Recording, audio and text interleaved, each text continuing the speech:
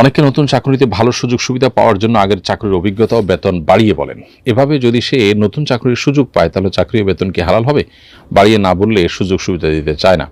ইমানদার একটু সুযোগ সুবিধার জন্য মিথ্যা বলতে পারেন না। এজন্য আপনি আগের চাকরিতে এত টাকা পেয়েছেন সেটা আপনি বাড়িয়ে বললেন, মিথ্যা কথা বললেন, এটা সুস্পষ্টভাবে আপনার জন্য গুনাহ হবে এবং এটি কোনো অবস্থাতেই জায়েজ হবে না।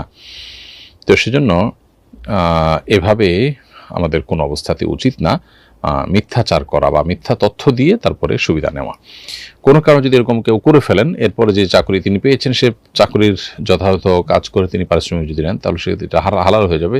কিন্তু যে মিথ্যা কথা বলে কাজটা করেছেন বা সুবিধাটা নিয়েছেন সেই মিথ্যা কথাটা থেকে তার তওবা করতে হবে এবং ফিরে আসতে হবে।